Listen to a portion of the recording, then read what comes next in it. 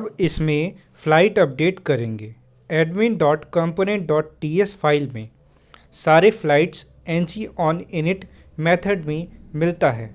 फिर व्यू में टेबल के अंदर सारे फ्लाइट्स की लूपिंग करेंगे।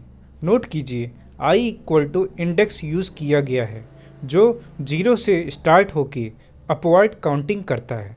टेबल के व्यू इस तरह से नज़र आ जाएगा। एंगुलर के व्यू में एरे पर इटरेशन करने के लिए अगर टेबल यूज़ कर रहे हैं तो ng फॉर सारे टेबल रो को के लिए यूज़ करना होगा।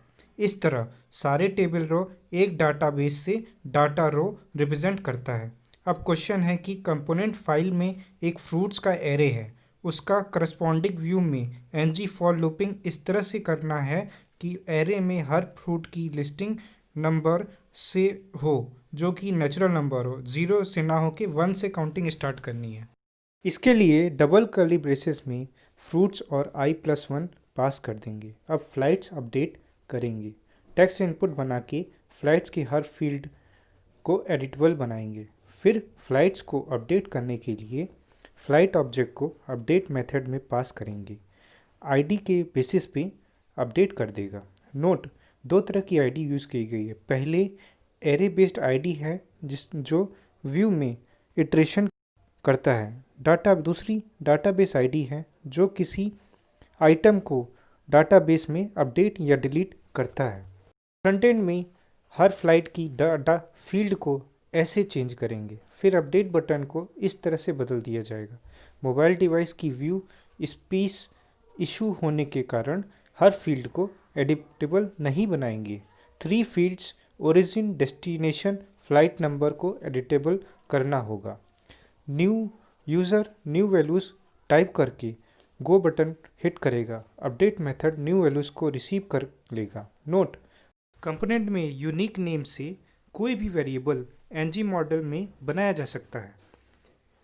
एंगुलर में फॉर्म डाटा को व्यू से कंपोनेंट में भेजने के लिए ng मॉडल सबसे आसान तरीका है। क्वेश्चन है, हर फ्लाइट को डाटाबेस आईडी शो कर कैसे करेंगे? करेक्ट आंसर है डबल कर्ली ब्रेसेस में flights.id लिख के।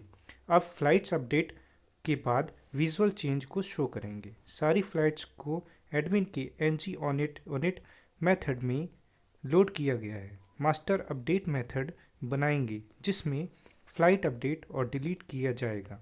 अपडेट मेथड फ्लाइट को फ्लाइट सर्विस में भेजेंगे।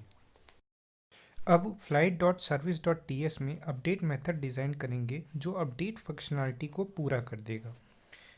अपडेट मेथड फ्लाइट आईडी को यूआरएल में पास करता है। बंडल ऑफ डाटा होता है जो आईडी के बेसिस पे डाटा अपडेट हो जाता है। सिमिलरली यहाँ पे स्टूडेंट आईडी को अपडेट करेंगे। स्टूडेंट आईडी को इस तरह से अपडेट किया गया है।